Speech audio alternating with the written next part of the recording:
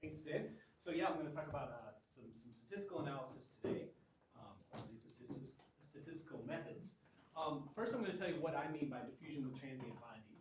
And I'm going to give a simple and efficient estimation scheme using stochastic EM. And stochastic EM has its pluses and minuses, but when you have the form of the problem that we have that I'll describe, then things work out nicely. Then I'll give a nonlinear extension to that. And I'll then talk about the set of problems that sort of re-inspired me about this statistical method, which is molecular motor function and dynamics, and I'll tell you about some preliminary analysis that we've done. Okay, so here is the idea with diffusion with transient binding. So you'll have these binding sites, and this is just simulated data with Poisson random field points, uniform, and a Brownian motion on top. And we're just simulating this that when you get in one of these circles, you're considered bound. And then you undergo an Ornstein-Uhlenbeck process centered around that binding site. Okay? And otherwise, it's free diffusion. And I'll modify that Ornstein-Uhlenbeck kind of dynamics. But that's the idea. And I'll give a list in a minute of a few applications for this, but one of the big things where I first started talking about this is G proteins binding to the surface of a membrane. So it's diffusing along the surface, and then it binds at these binding sites. Okay, and then this is just the kind of time series that emerges from that in one dimension. And you can see these binding events fairly clearly, but there are some times when binding events are more difficult to spot. What's the vertical axis? The vertical axis? Position? Yeah, sorry, this is time and position. So these are all time series. Oh. Yeah, so time and position. So there's a trap at 9, there's another one at 4. Yeah, that's right. Yeah, And- okay. yeah. Yeah. Right, these are some of the applications that I was thinking about. The cell membrane glycoproteins, these G proteins becoming transiently bound to transmembrane anchor points, attached to and immobilized by the cytoskeleton. People have used this for lymphocyte function, antigens, and in more generally, with anomalous diffusion, sometimes people have models of transient confinement called caging. So it's similar, at least, to those kinds of models as well. Okay, so here is a very specific model, and I'm just going to look at all of this in one dimension, but the generalization to two is quite simple. So we have these two states that we're switching between. We're using a continuous time Markov chain to model the switch. So I don't have that written right now. We're going to call that J of t later. But there is this tau of t that I need to describe. So like I said, when it's bound, it's undergoing an Ornstein-Uhlenbeck kind of dynamics. And when it's unbound, it's just regular Brownian motion. And we are going to allow for the possibility that there's drift. So let me tell you what tau of t is. Tau of t is the last time you switch states, either from bound to unbound or unbound to bound, which makes z of tau of t the location of when you switched from unbound to bound. So z of tau of t is the location of the binding site. Okay? Last time before T. The last time before T. Yes. Not the last time ever. That's right. Yeah. So that part makes things slightly non-Markovian, even if you have the switch in the location. So the switch, the location, and the location that you last switched, that triplet is Markovian, right? So that makes the problem a little difficult to put into the frameworks that I originally wanted to put them in. So sorry, John. So when do you switch between bound and unbound? Did you say that already? According to a continuous time Markov chain. I see. That I'm just hidden from you. Because there's no reason to write. But that's independent of the W's, or? Yes, it's independent. And we use a drift term? We use a drift term. That we want to allow, for the original application, it's not necessary. When I come back and talk about molecular motors, that's sometimes going to be. So it just doesn't really I fit. just want to make sure I understand. So if there's a trap at 5 and 7, Yeah. you've already blasted through 5 and you're at 6, but then the continuous time Markov chain switches on. It's going to shoot you back to 5? No. No. It's going to, so when you do the switch, you mark that location. Yeah, so at 5, let's say. Yeah. So that's now your center of your Ornstein-Uhlenbeck process. But the continuous time Markov chain may not have happened at that when you switch from unbound to bound, you mark that location where you are. That's Z of tau of t. And So once you hit 5. Yeah. I see. So I don't have the locations pre-marked. The times, you could think, since they're independent of each other, you could think of, go ahead and run your continuous time Markov chain. Those are now the times that become bound. So what I showed you at the very beginning is not precisely what I'm modeling. So there's this assumption that well, one thing, the binding locations are relatively uniform, but also the time to get to the next binding site is going to be exponential, which is wrong. Yeah, I mean, it's wrong. But it's probably approximately right. Yes, so Yeah. because the question is, how can you make sure that you can approximate with Markov time continuous Markov? Yeah, that's a good question. Yeah. There's several people who worked on these models, and this is always the assumption, but it's a problem. I mean, it's not quite right. It's hard to do much if you don't do something like that. I actually think it might still be okay. One space dimension, you can do anything you want. Yeah. It's not very interesting. What stops you from deciding where the binding sites are, just fixing those points? Why wouldn't you want to do that? Right. So we don't know where they are. Okay, but the distribution and then just randomly put them, but then fix them in known positions. So I think we would then have to infer the locations. Mm-hmm. And, you know, at least with the way we're thinking about this, we have one trace, right? And we have lots of locations. So there's no way you can infer the locations from that. Right? If you had lots and lots of particles, you can start thinking about doing something like that. But you would have to have lots of particles in the exact same system. So to a certain extent, these two equations Yeah. are an approximation of what you showed. That's right. Yeah. That's right. Sorry, I just want to ask one more question because I'm still confused by something. So you're running the process, and then when your continuous time Markov chain dings, you define that to be the time you go from like unbound to bound or bound to unbound. Yes. You define, let's say you were unbound, you define that spot where it dings, wherever you are, to be the sync or whatever. Yeah. The binding site. I call it binding site. I understand that. So it's kind of like a needle disorder. You don't have like some predefined spatial environment. We did simulations on this and it comes out okay. That's fine. I just don't understand the model. Okay, right. I mean, it makes sense that it would be approximately right, but I absolutely take your point. It is wrong. It is an approximation. So you're assuming the binding sites are sort of dense enough that you can just say wherever you are, I'm bound. You can do some sort of binding event, right? Because it's different from the thing you showed in the beginning. That's right. Where you would have to wander around in order to get Yes. anywhere close. And they need to be sort of uniform too. Yes. Yeah. Yep.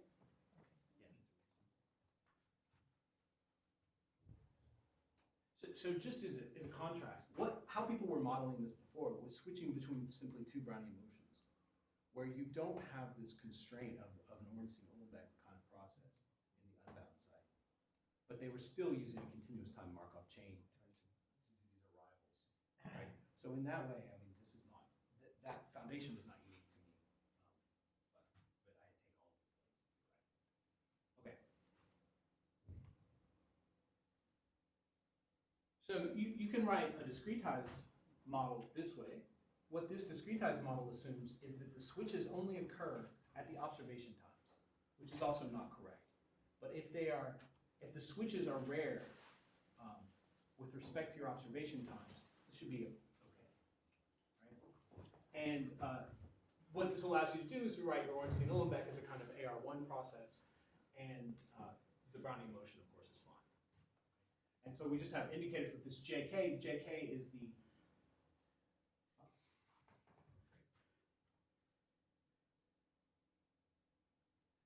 is the underlying Markov chain, which is now discrete time. Okay? So I'm going to fix that assumption later. Discrete time based on regularly spaced epochs or when you observe? When you observe which are regularly spaced.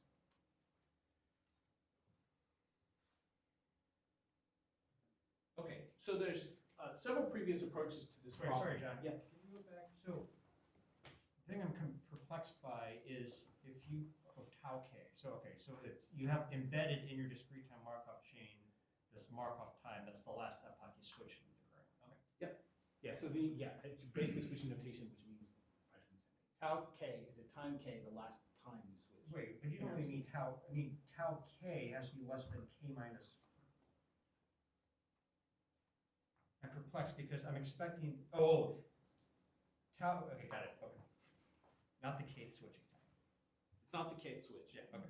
K is my time index Got it, of my yeah. observations.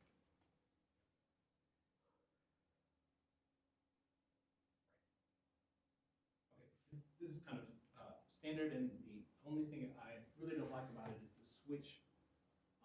Given the approximations that we've already made, the switches only occur at the observation times. So you need rare switches for that to even be approximately good. Okay, so for this kind of problem, there's been several other approaches. So one is to use a windowing and a mean square displacement to see if the mean square displacement is linear or just flat. And this is similar to cube sum, which is a common set of methods in the quality control literature. This was Michelet in 2010, used that. And also windowing and likelihood ratio tests to test whether you're summing or whether you just have a ID kinds of observations, and this was Yang et al. In 2006. And in 2001, my current colleague, John Lichty, and his advisor, Gareth Roberts, did a full Bayesian inference on this particular model. And one thing we were looking for was something that was computationally a little simpler than what they had. They had to use a reversible jumping CMC, which is known to have poor mixing. And there's also a set of hidden Markov models, and for example, Dan Coombs, who's my office mate here, used a method on a similar kind of model where he just switched between two Brownian motions with different diffusion coefficients. And when you do that, it goes into classical hidden Markov models. So everything, it's relatively straightforward. But the problem that we have here of switching between Ornstein Uhlenbeck and a Brownian motion, I thought about that several years ago because my postdoc advisor was working with Jacobson. And so I tried to put this into a switching state space framework. So let me just briefly say, I assume there's not too many statisticians in the audience, what a switching state space model is. You have this JT, which is a discrete time Markov chain, and that's switching your observation process, your observation matrix A in time. ZT is your system, and then you can have errors both in observation and in the system equation. And so I tried to do this. Well, my observations, if the binding is tight, the autocorrelation in the Ornstein-Uhlenbeck should fall off rapidly, right? And so then your observations should be roughly ID. So ZK, your observed position, should equal the last time you were bound plus a little bit of error. And we're going to assume that that's ID. And if it's unbound, then it'll just be undergoing this random walk. Okay? Yep. Do you really assume the same noise between bound and unbound? Well, you're neither, it doesn't matter in a way, because you're either bound or unbound. So you can include the same epsilon and k. But you're right, in the method that I use, I allow for different, for example, diffusion coefficients. Yeah, that's not a problem with the setup. Yeah. And in fact, that's the only thing that makes this switching state space model even approximately work. You need effectively different diffusions in the two. So my idea was then, well, look at the first one, it has the binding site, which I don't really know. But if I difference my time series before I get started, then when I'm bound, the Z tau k essentially goes away. And what you have is an MA process. And so you're switching between an MA1 in the difference process and ID. And the problem with this is that an MA1 is an infinite AR process, and it doesn't fit very well into the switching state space framework. And so it basically just relies on the differences in the variances of the two. Why k equals 1 is Oh, that's okay. particular. It's a typo. Oh, K okay, minus right. 1. Sorry about that. Yeah. Okay. And basically, like what I said, is when you have a looser tether, which means dependency in your Ornstein-Uhlenbeck process, you end up with this. The reds are misspecifications of the state of whether you're bound or unbound, and it's heavy. So this doesn't work very well, and it requires a lot of levels of approximation. So I kind of gave up on working on that at all. So that was something I did in my postdoc time. And then we got some data that I'm going to talk about a little later on molecular motors. So I started thinking about this problem again, and it's kind of a problem that comes up a lot in biology. Free diffusion binding, right? So here's our new approach. I mean, one thing we could always do is go back to what Lichty was doing and do a full MCMC-based Bayesian inference method, but that's expensive. And one of the things we would like to do is to make this pretty user accessible. Okay? So the difficulty is always these binding sites. So what we're going to do is use sequential Monte Carlo to do the filtering part. The filtering problem is that we don't know whether we're bound or unbound. And also, we would like to allow for errors in the observations, which are almost certainly present. Right? So we're going to use sequential Monte Carlo, also called particle filters, to handle that part. And what that does is it makes the binding site problem really simple. Because within the particle filter, as you simulate new particles, you know whether you switched or not, which means you can record the z of tau of k's. Right? So you can just keep recording those for each particle and just carry that around as a third piece of information on top of position and state.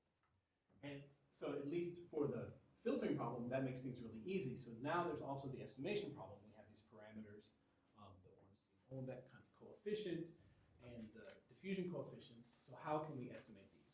So given the hidden states, though, the maximum likelihood estimators are in closed form because essentially it's an entirely conditionally Gaussian problem, right? Everything's linear. So we can use an EM algorithm. And like I mentioned before, stochastic EM algorithms are problematic when you have to numerically optimize the likelihood. But when they're in closed form, things come out pretty nicely. Okay, so an EM algorithm, for those who haven't seen it, is the E step is to take the expectation over the latent states, and here that's the bound and unbound, and possibly the positions themselves if there's noise on top of the observations. And the M step is to maximize. In this case, the likelihood with the weights found in the E step. And then you alternate until converged. So let me just briefly explain what particle filtering is. In general, filtering of hidden states always works like the following. You assume that you know the filter at time t. And what a filter is the conditional distribution of xt, the hidden state, given the observations from time 1 up to time t. And so that's this density. It's the conditional density of the current hidden state given all the data up to time t. And what you'd like to do is have a recursive way to then update this prediction of xt given a new observation yt plus 1. So if you want to be able to predict xt plus 1 given all the data up to t plus 1. So this is the thing you're looking for. And it always more or less involves these two steps. So you started with this piece of information and you run the system forward, right? The hidden system forward, and then you update, and if you ignore the denominator here, the numerator is just this prediction reweighted with the new observation, which is something like a likelihood. And then what you can do is resample your points. So for a couple of simple cases in discrete space Markov chains, you can do these in closed form. For linear systems that are Gaussian, you can do these in closed form. That's called the Kalman filter.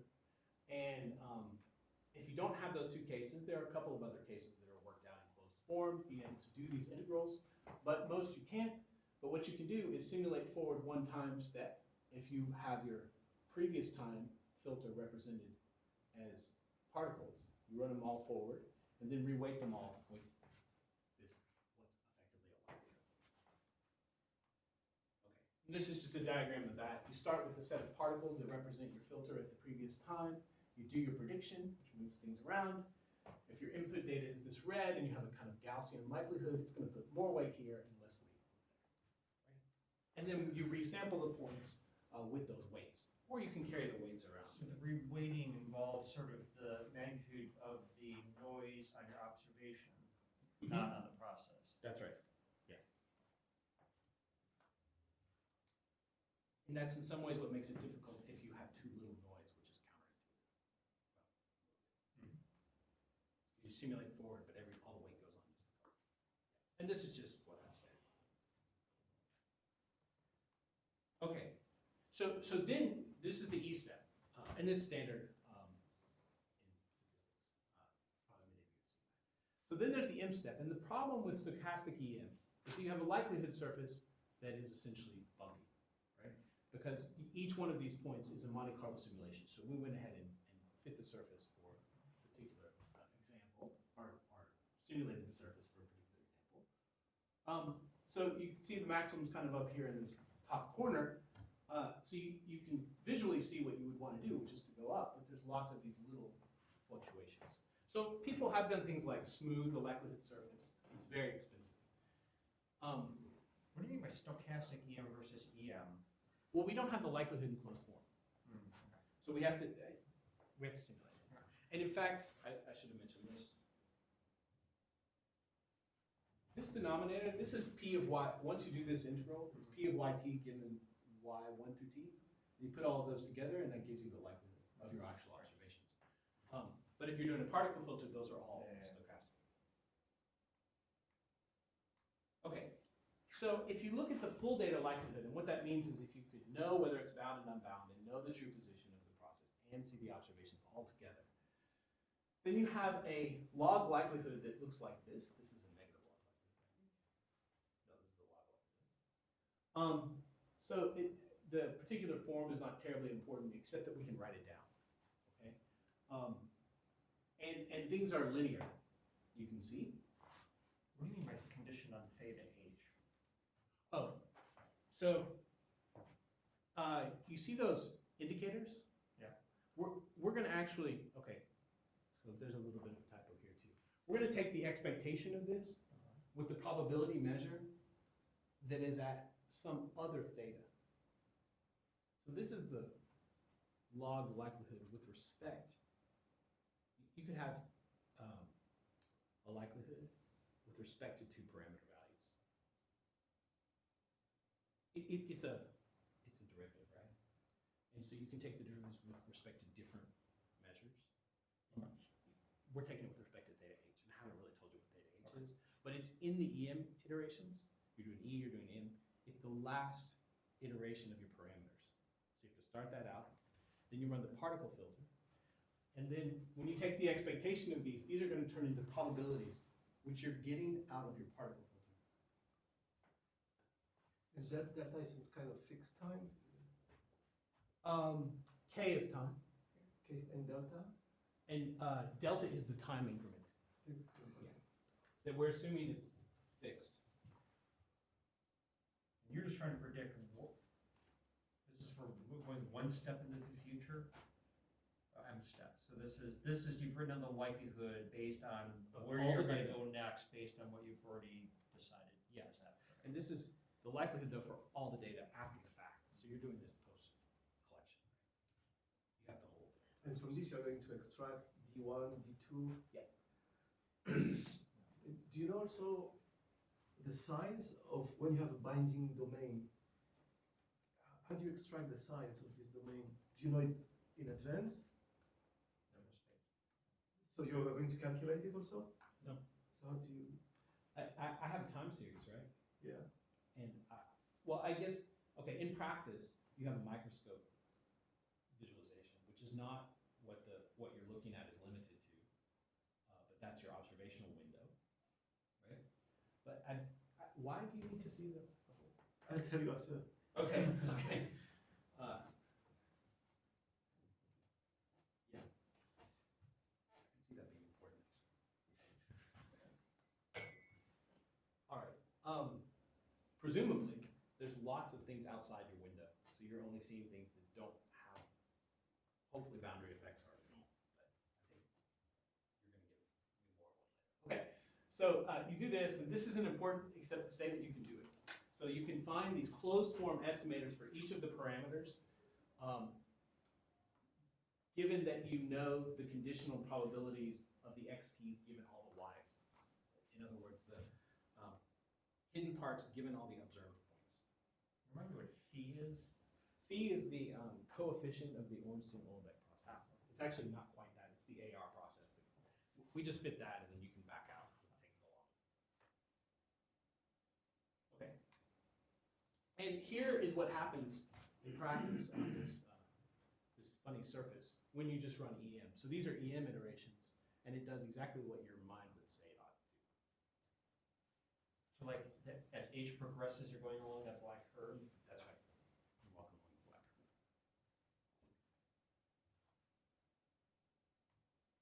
Okay. So the advantages of this approach are that they're fast, I mean, especially compared to the reversible jump MCMC. So we can handle many paths easily, hundreds of paths and thousands of observations each. These standard error calculations are done via parametric bootstrap. We've looked into kind of Fisher information ways to do that, but right now we're just using parametric bootstrap because it's pretty inexpensive to do. And it's very stable and very accurate, which a lot of stochastic EM algorithms, like I said, are. And this just has to do with the fact that they're closed form once we have the full work. Okay, so here are some simulation results. I think the big one is, so we estimate the parameters, and this is, we know the truth since we simulated it. This is the prediction of the states, which are often important. The red points are the actual binding sites, and the purplish blue are the process says it's being bound. The inference method says it's being bound. This is about state inference. And here you can just see how the inference goes. So these are EM iterations. So this is 200 EM iterations, and you can see that it converges down. You can kind of use the log likelihood as a measure for stopping, but you can see that the log likelihood converges down much more rapidly than the parameters themselves. But it works pretty well and pretty quickly. Okay, and we ran some simulations when we put the wrong model in, and in particular when we did things like put observational error that was dependent. It still does a very nice job of estimation. And you can even see, we put an MA1 in, and it pulls out the fact that you have an MA1 error on the observation. If I understood one of your previous slides correctly, you were actually simulating dynamics through a spatial environment. We did and that. Filtering it, right? But that's already outside your model, right? Yes. Yeah. And we also looked at just simply, if you simulate from things like a gamma distribution with for the inter-arrival time, so you simulate from a kind of Markov switching kind of process, you still pull out the average time, dwell time as well. But of course, you're not trying to fit that variance, but you still pick out the average dwell time as well. In order for this to work, do you have to assume that your traps, your binding sites, need to have a size that is relatively small to your domain, and the number itself has not to be very large or very small. Yeah. Otherwise, it doesn't work. I think so. If you have one or two but very big compared to. Oh yeah. Because all you're going to see is diffusion for the most part. I mean, we'd be able to spot that because we'd be doing these path analyses, right? And you just see, oh, well, and we do kind of have that issue with the motors. Is sometimes you have no posit.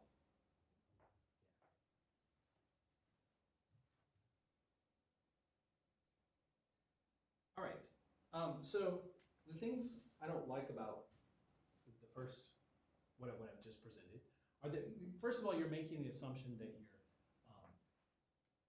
your switch times from bound to unbound or reverse are only at the observation times. So that's not a very nice assumption. And the second one is that you have an actual Ornstein-Uhlenbeck dynamics. Right? So we're going to relax both of those. So the idea is we're going to have this it's the same kind of process, But now we have v, which is a nonlinear function. Okay. And different diffusions for the two spaces. And different diffusions, although we had that in the last one as well. Yeah, I mean, I kind of presented it as we did. That part is generally not a problem.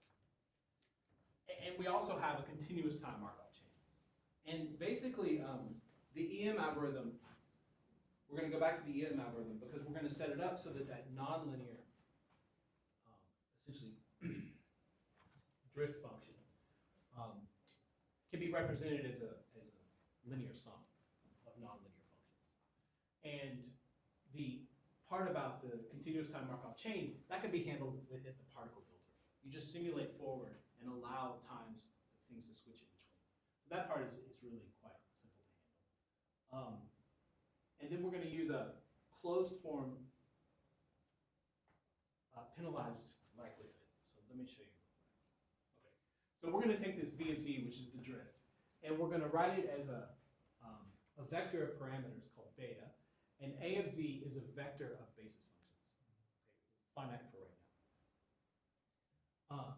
And so then we can write our model down in a kind of standard way. But let's just look at the plain SDE, right? So we just have an SDE with a nonlinear drift, but it's an additive drift. Well, in that case, with additive noise as well, you can write down a closed form likelihood and closed form maximum likelihood estimator. So here's one of the difficulties. So far this is nice. You're choosing what the A's are, right? They could be Fourier functions, or we were using B-splines to do this.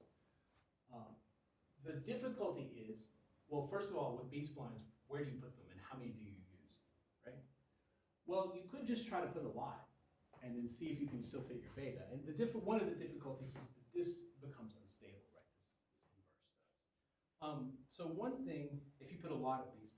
Right, so you're treating the V as unknown, you're trying to estimate the vector coefficients, or? That's right. I'm representing V as a sum of bases. Right, but I guess we're getting confused as before you're doing filtering, and now it sounds like you're inferring parameters about the potential. But I was inferring parameters before about the potential. I was inferring phi, which was my Ornstein-Uhlenbeck. And now this is the same, but nonlinear, right? So this is your estimator. This is our estimator. And what is T in practice? Capital T? Capital T is your observation time. You go to the entire observation. You're not switching yet, right? That's right, and I'm not switching yet. This is just to show you, how the classical theory goes. Okay. No switching. Yeah. In some ways, you're just going to throw an indicator function in there if you're switching or not switching, and then use the filtering to tell you which one you're doing. Yeah. Right. So this is the classical maximum likelihood estimator for this kind of thing. Okay. So, like I said, if you just throw lots of B-splines in here, this becomes close to singular. So, but one thing I kind of find interesting is that these are the classic, depending on how you write it, this is a classical linear model in statistics, and these are the classical estimators, again, depending on how you write the transposes. And it looks an awful lot like this, right? You have if you think of the A and the A prime as the covariates, the Z is the observations now. It's more or less the same. And so there's this common method in statistics called ridge regression to regularize this matrix if it's close to singular. And so that's what we did. So we added this K, which is like a penalty. And in fact, you can explicitly write this as a penalized likelihood. And I have written here that it's K times I, like it's the identity matrix. That's not actually what you do. It's the outer product of second derivatives of the basis function. So it's a smoothness penalty. Right? So we don't know what K is or what K ought to be. And actually, that's been a little bit of a source of problems. And in smoothing, in standard kind of penalized likelihood, you often use like one leave one out kind of cross validation. We couldn't get that to quite work. But what also works really well is just to do it visually. It's big K visually. So this is just showing a basic, you put all that together, and I don't even have written down the estimators because it's like that estimator, but you're going to have indicators on whether you're bound or unbound. When you're bound, that's the estimator, the contribution to the estimator. And of course, when you're unbound, there is no contribution. So the estimator, when you're switching, is you just have an indicator in T, and this whole thing just disappears. Okay, so you have to be very careful when you estimate this switching That- not to make a mistake. Well, the thing about that, using the in, what you're doing is you're putting down a probability of your being bound or unbound. And if your probability is low, you're not giving very much contribution than if it's high. But it also allows for a 50-50. So it's contributing because it's unclear. So in that way, you don't have to be really good in terms of 1, 0. You only have to be good in terms of P. Okay. So that's a benefit, I would say, of this approach instead of, let's find the zeros and ones, the bounds and unbounds, then do the analysis. This is integrating those two things. Okay. I like this plot. This is just showing what difference the infill makes. Because we now have a nonlinear SDE, right? So if you use, there's no reason, since we're using a particle filter, to use something like an Euler approximation to the SDE. We can fill in the observations. So we can simulate on a finer time scale than our observations. And for example, this is both showing you how a fit works and also showing you the effect of infill if you don't do that. If you pretend that your nonlinear SDE is linear, at least in terms of the deltas. So filling this in makes a big difference. And the red lines are some confidence intervals, and the blue line is our actual estimate, which is pretty good. It requires a lot of data, like many thousands of points to get this. I actually think, so this is interesting that you can do this. I think in practice, you rarely have high quality enough data to do this, to really be able to pull out the potential, unless you have a very specific example. So the kinds of examples I have been thinking about, I don't think you have data. But I think there are some experiments out there where you might. So this is not coming from real data.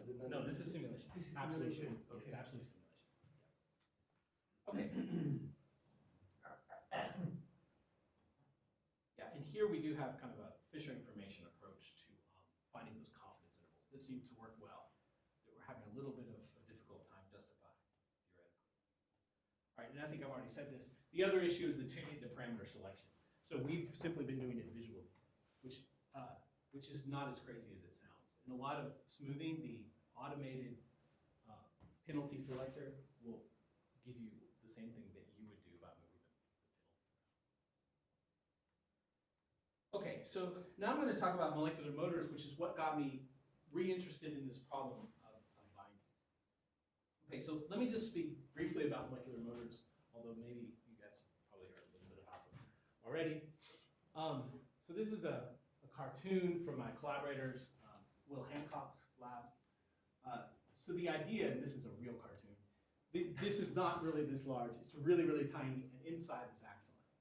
And you have kinesin and dynein that are pulling a cargo, and you also have more than one kinesin and more than one dynein, almost certainly. And they naturally move in opposite directions because they're walking along something called a microtubule, which is polarized, and the plus end is usually out, and kinesin step towards the plus end, and dynein step towards the negative end. Okay? So for that, it's accurate. And the idea is to move things out into the axon and into the terminal, things like organelles and such. And if some of these neurons are up to 1 meter in length, like the ones in your spine, and so if you allowed free diffusion, it could take months. This is also why you get rabies within a week. But it needs these things. If you didn't have motors, it would take even longer to get rabies. What you got there? Well, once you got it.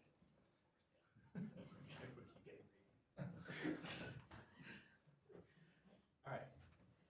I think I just said all of this. It's implemented in a lot of diseases, and there's different control mechanisms, but that's not really important for us today. This is also just a nice movie. This is what's going on at the individual heads of the kinesin. So the cargo is way out here somewhere.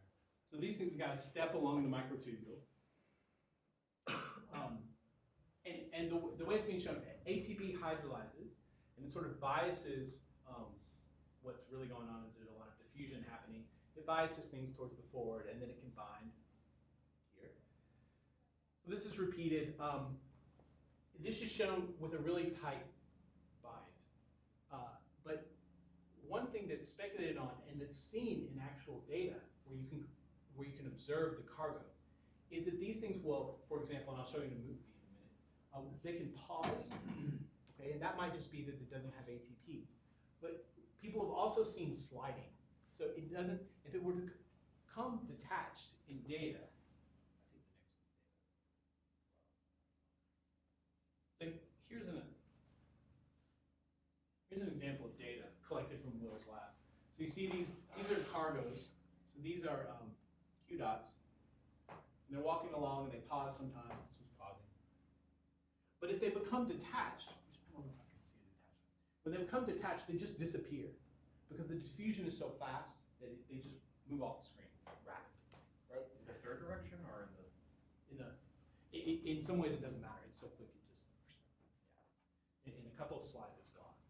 So you know that these guys that are pausing or something that's sliding is actually doing that and not becoming fully detached. Okay. So let me go back just a couple of slides and explain why this is important. Okay, we've already talked about that these kinesin go through this hydrolysis step. So there's been a lot of study about how this hydrolysis cycle happens, how the fuel becomes is turned into motion. And in the early 90s, they started using these laser traps, which were really cool. They attached to a cargo, which is attached to the tail of the kinesin. The kinesin's walking along, and you could apply sort of fixed forces. So there were a lot of studies. You're looking at a motor.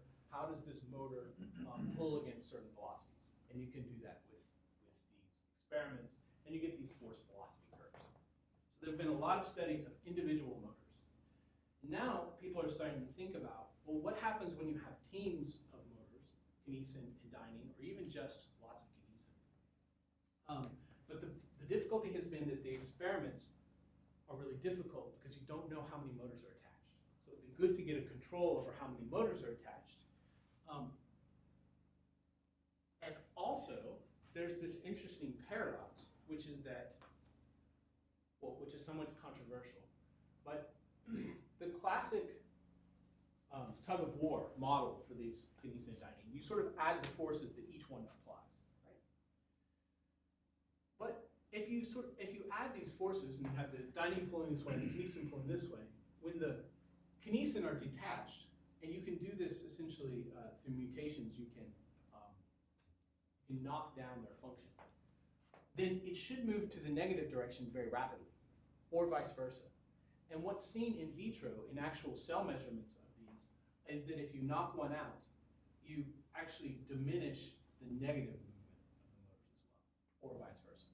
So if you're in this kind of scenario where these are knocked out, you'd think you'd be moving rapidly in the negative direction.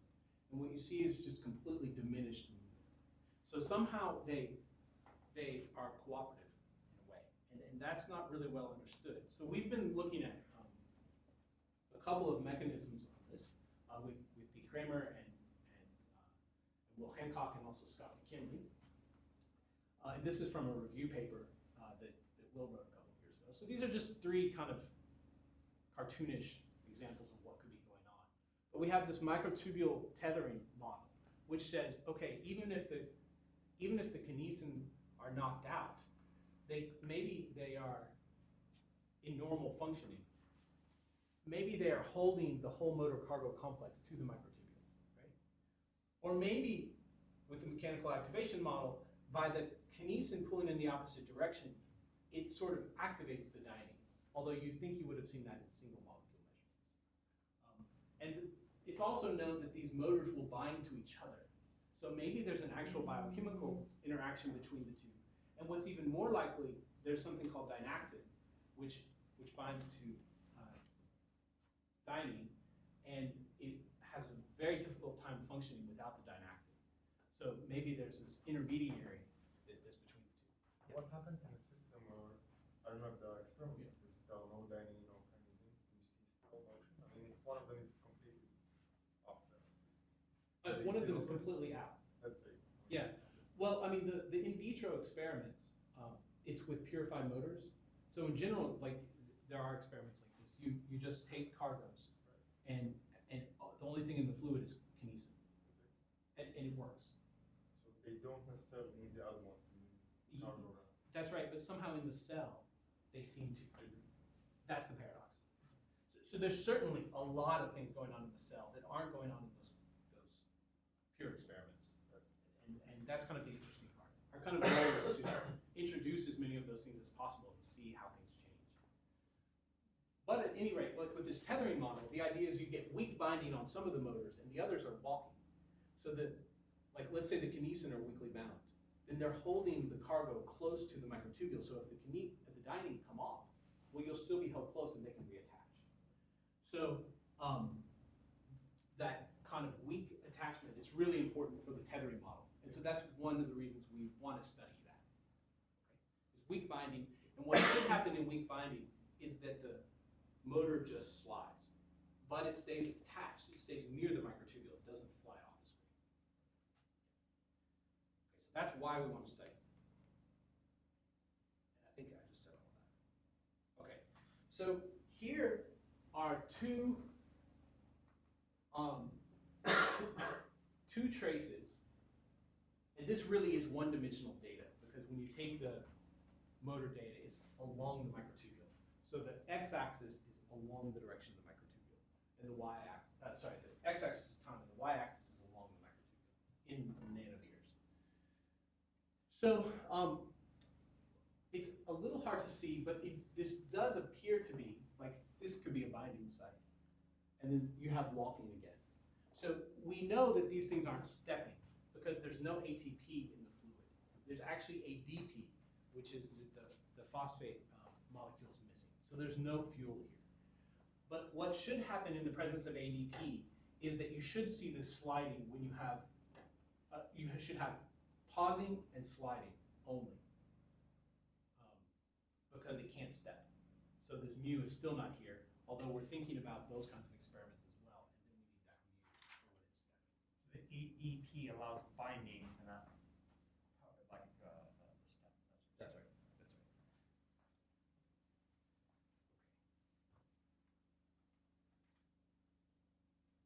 So here, these are 10 micromolar ADP and 1,000 micromolar ADP. And one thing that's interesting is so these are from different traces. Each one of these represents a trace. And what we're fitting are the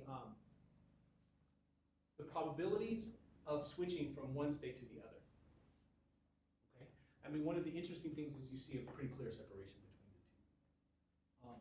So you are, what does this say? This says that you're moving from the bound to unbound more often. You're becoming free. So this should be more bound. Right? So that's the kind of thing we're interested in. But this is very preliminary. It's preliminary to the point of we need to recollect data. So these two traces, they were selected because they were nice. But we had serious stage drift problems. And so we're in the process of fixing those, which we think we can. I see smiles. Okay. Oh, and then the other thing is we also have some gold nanoparticle data where the gold nanoparticle is attached to one head of a motor. And you also get this free diffusion. It's actually more like ornstein Olenek alternating with bound. But when it's between, it's actually in the process of stepping, and it looks a lot more like a free Brownian motion. So we're doing some kind of preliminary analysis on this. I don't think it's actually quite the right model. And the time is second or millisecond? They are milliseconds. Millisecond, yeah. That's right.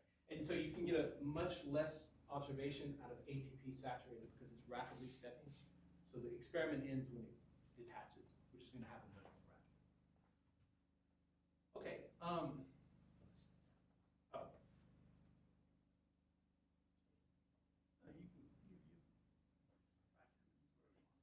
Anything goes.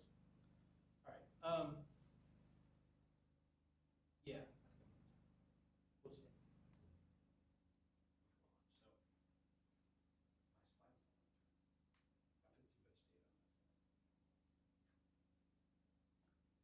Okay. Just want to acknowledge. Jason Bernstein was my graduate student who did a lot of this work, and Will Hancock is my experimental collaborator, and these are two of the graduate students that were collecting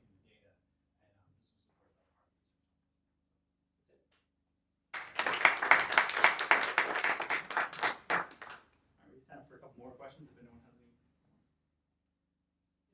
I enjoyed your talk. I'm trying to construct some take-home messages. Okay.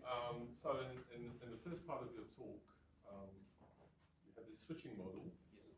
And there's an issue of the observation time as vis-a-vis when the switching occurs. Yes. And it didn't seem like that you really addressed that problem. But you then went into a different sort of setting where you had a nonlinear term. Yeah. So I'm trying to understand what the take-home messages are between those two things. Okay. So, Because, you know, if you have a lot of switching and your observation times are quite rare, then you have to do some conditioning on the previous state. That's right. That becomes rather complicated. that's right. On the second, when we moved to nonlinear, we thought we'd just fix that problem while we were at it. We just looked at what we did with the linear case, which actually I think the calculations can be simplified using a Kalman filter, but we didn't do that. So we're just using particle, and we're like, okay, what are the deficiencies here? Precisely what you said. These are observation times, or when you have the switches, and then the fact that we're using Ornstein-Uhlenbeck instead of something else. Okay, so let's fix those two things. But we didn't need to fix them both at once. In your particle filter, instead of simulating a Markov chain to the next time, you could just simulate a continuous time Markov chain with any rate that you'd like. And the rate is still in closed form, because when you hold the particle, you can hold the entire path between delta and the next delta, right? T and T plus delta. In which case you have all of the switches, and only the ones that have the right number of switches are sort of kept, right? So I did kind of brush this under the rug a bit, but you can do that in the stochastic EM framework, and we did do that in the second part when we also moved to a nonlinear setting. So I think what also the nonlinear spring, basically, right? It's tethering this particle to the binding site. That's what we're fitting, and we can handle it even if it's nonlinear. The other thing is if the shape is generally like a Ornstein-Uhlenbeck, meaning a quadratic kind of potential, the fact that it's bound or unbound comes out well anyway. So the nonlinearity is in general not very important, but you may be interested in the value of that tether, right? The model for that tether, regardless. In which case you could pull it out, but I think you need really good data, which I don't think you often have at this scale. Yeah. But the switching, I think you'd still have problems with this. If the switching becomes very rapid, much less than your time step, your observation step, it's hopeless. Because it'll just come out like it's a flip a coin switch. There is a bit of a mid-range where it matters. So actually, to come back to the Yeah. questions Yeah. of being able to recover a potential, where we addressed. Yeah. So you show at some point this purple region that you probably have extracted from simulation of data compared to the red one. Yeah. So I'm actually interested in how to do that as accurate as possible. So we've tried to do that in dimension 2, when you have a lot of redundancy in trajectories, to exactly try to do what you're saying, extracting the energy of the well, because it gives you basically the energy of interaction in vivo by just the statistics of your trajectory, which is a very elegant manner to extract chemical information without destroying the cell. It's great.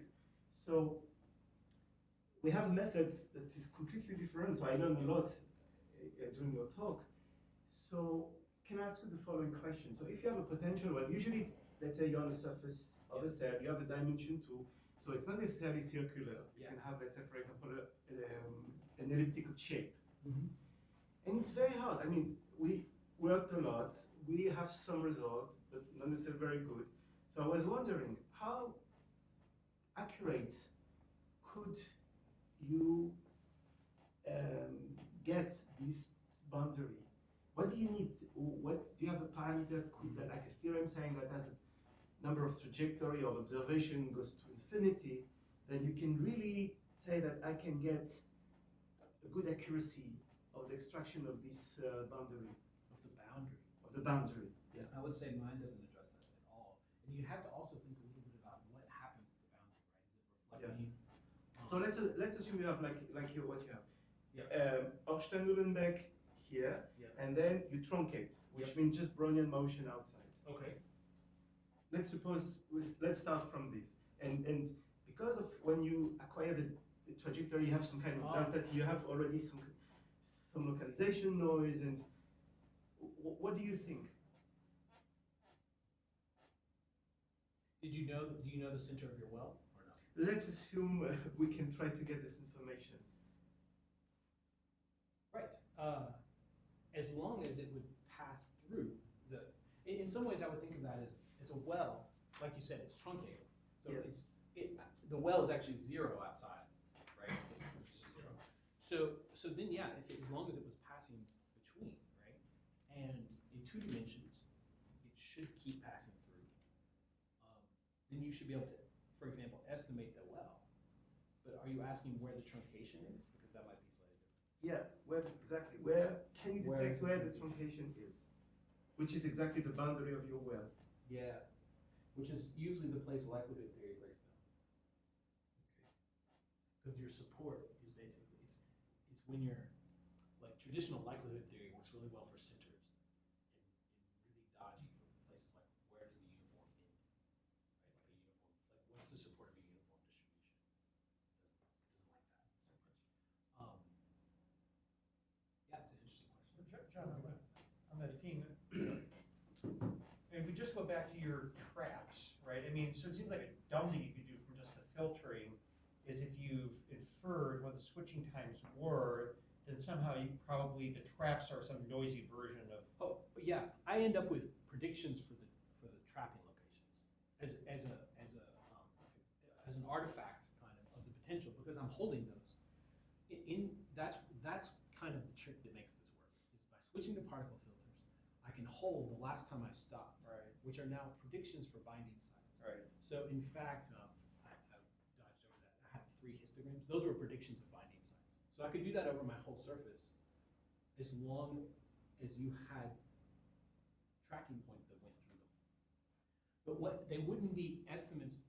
I don't think of them as estimates in a traditional sense or estimates of parameters.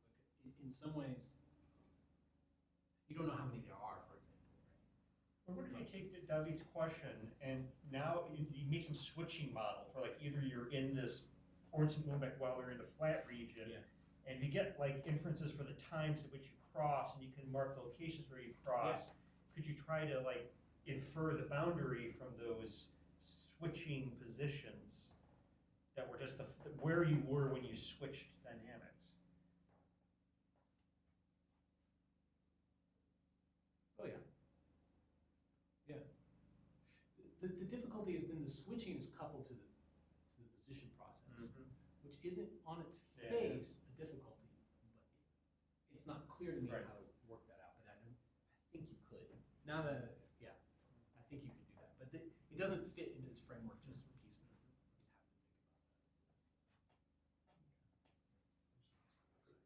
Yeah, you got. 2 questions actually. Yeah. If I may. Related to your question. Can you just, I mean, you have a switching probability eventually. Yeah. And this switching probability is related to the position. Yes. You say that we'll get back to you. Yeah. I mean, what do you get as a shape if you do it in 2-dimensional or oscillation? If you just threshold this target, let's say the marker value, you say above this value this is bounded, below it's unbounded, and just mark the boundaries of all the position, all the trajectories that are switching probabilities without this.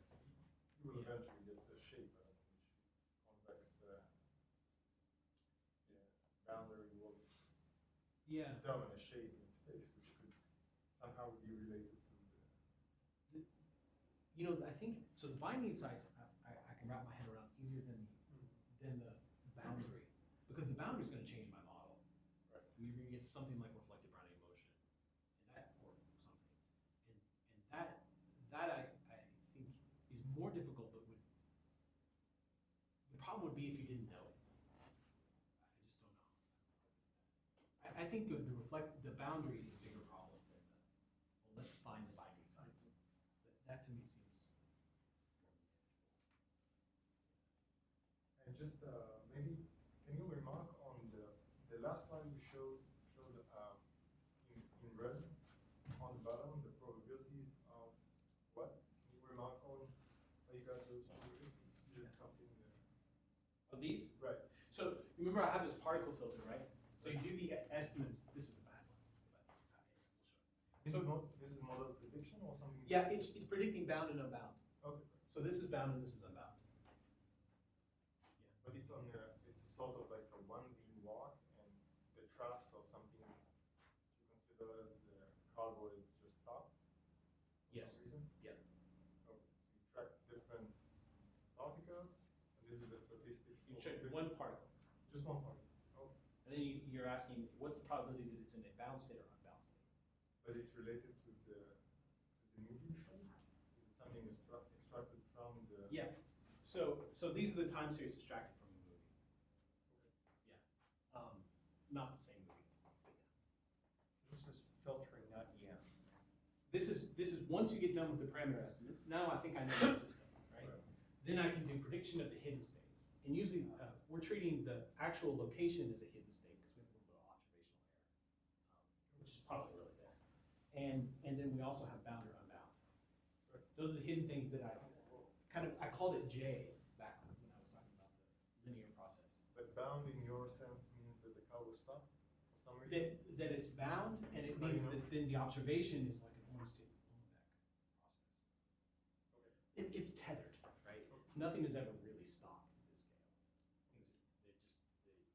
And usually this is literally, you're looking at like a Q dot on the tail, so it's really. But the biology of the, let's say, biological explanation of this car was stopping or it's moving, or its motion being really dampened or Yeah. slowed down could be for various reasons. It could be for various It could be reasons, like a but tag of war, it could be a detachment of one of them. I mean, that's right, except in single motors, detachment, it'll fly off the screen very quickly. So it'll disappear. And so that's registered as a detachment, and that's different. These can't be tug of war because you put too few motors in. So when you do these assays that we're talking about now, but not the ones we're going to do, which intentionally have tug of war, you pretty much have one motor to one cargo. Yeah.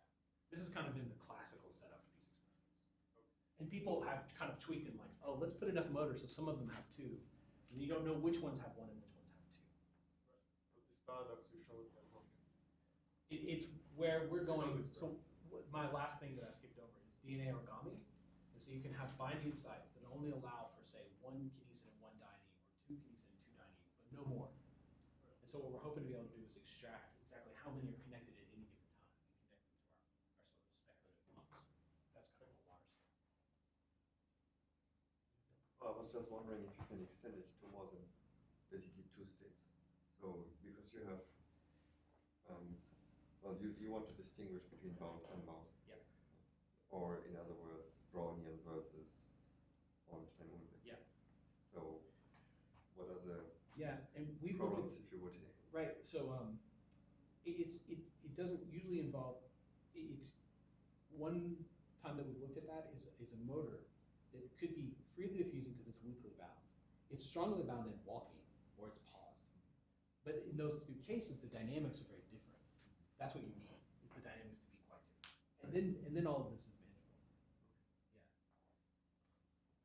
But if they're close to one another, and the more states you get, the more close they are to each other, the worse it gets. Any other questions?